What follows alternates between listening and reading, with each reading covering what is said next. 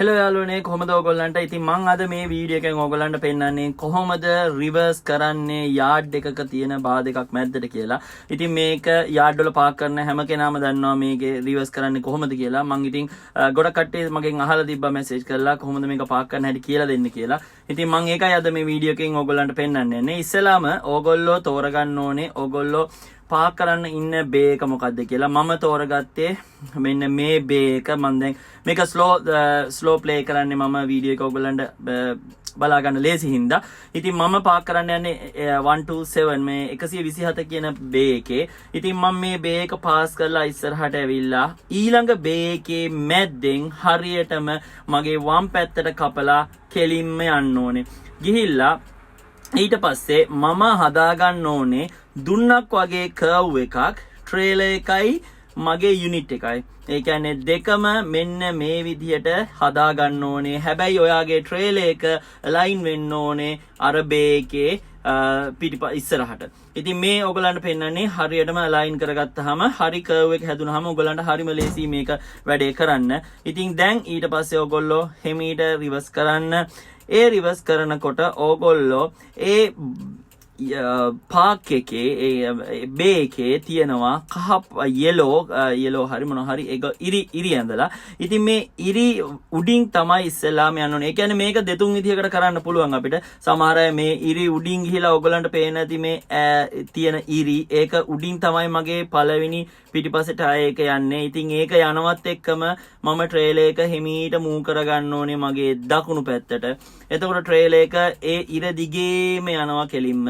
ඉර දිගේම ගියාම ඊළඟට බා එක තියෙන්නේ. ඉතින් ප්‍රශ්නයක් නැහැ. ඔයගොල්ලන්ට බැලන්ස් කරගන්න පුළුවන්. මොකද ඇත්තට මෙතෙන්දී ඔයාගේ ට්‍රේලර් එකයි යුනිට් එකයි අතර ලොකු ඇන්ගල් එකකට කර්ව් වෙලා තිබ්බොත් ඒක අමාරුයි කරගන්න. මොකද ආයේ රිකවර් කරගන්න අමාරුයි. ඕගොල්ලන්ට ඒක ඇදේට යන්න පුළුවන් ට්‍රේලර් එක.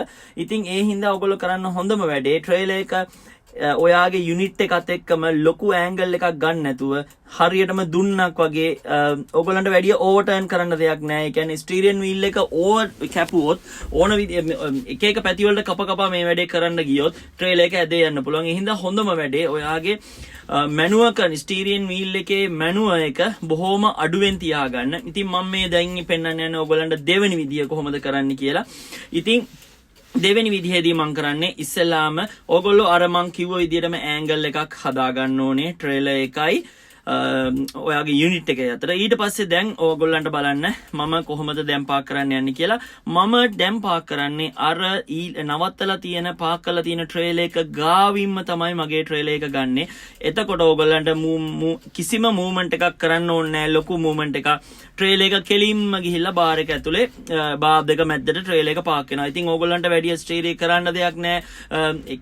ස්ටීරින් වීල් එක එහෙට කපලා මෙහෙට කපන්න දෙයක් නැහැ. ඔත හරි ලස්සනට මේ දෙක මැද්දට ගිහිලා ට්‍රේලර් එක හිටිනවා. ඉතින් ඔය විදිහට තමයි මේ ට්‍රේලර් එකක් පාක් කරන්නේ. ඉතින් ඕක කොච්චර අපි කිව්වත් ඇත්තට මේක පුරුදු වෙන්න ඕනේ. නැත්තම් ඒක කරන කෙනා තමයි දන්නේ ඒක කොච්චර අමාරුද කියලා. ඇත්තටම මම පුරුදු වෙන කාලේ මුලදී මට හිතා ගන්නවත් බෑ ට්‍රේලර් එක කොයි පැත්තට යන්නේ මගේ යුනිට් එක කොයි පැත්තට යන්නේ කියලා. ඉතින් ඒ පුරුද්දත් එක්කම තමයි ඒක එක්ස්පීරියන්ස් එකත් එක්ක තමයි ඒක අතට හුරු වෙන්නේ. ඉතින් හරිම ලේසි ඊට පස්සේ හුරු වුණාම. ඉතින් ඇත්තටම අර ගමේ තියෙන හරියටම බැලුවොත් ගමේ තියෙන ට්‍රැක්ටරයක් වගේ තමයි ට්‍රැක්ටරේ ට්‍රේලර් එකයි යුනිට් එකයි කියන්නේ ඒ මගේ ලොරියයි ට්‍රේලර් එකයි වගේමයි. ඔන්න ඔය විදිහට තමයි අපි පාක් කරන්න ඕනේ. එතකොට හරියටම බාධක මැද්දට ආපුවාම ඒගොල්ලන්ට යාඩ් එකේ ඉන්න කට්ටියට ලේසි ඒක අන්ලෝඩ් කරගන්න. මොකද රෑම්ප් එක පොඩ්ඩක් හරි ට්‍රේලර් එකේ තියෙන දෙපැත්තේ කණු දෙක දෙපැත්තට වුණොත් එහෙට මෙහෙට වුණොත් ඒගොල්ලන් රෑම්ප් එක ට්‍රේලර් එක ඇතුළට දාගන්න බැරුණා. එතකොට ඉතින් ඔයගොල්ලන්ට ආයි ට්‍රේලර් එක එහෙට මෙහෙට මූව් කරන්න වෙනවා. ඉතින් හොඳම වැඩේ තමයි ඔයගොල්ලෝ ඉස්සෙල්ලාම පුරුදු වෙනකොට ස්ලෝ මූව්මන්ට් කරලා පාක් කරගන්න එක.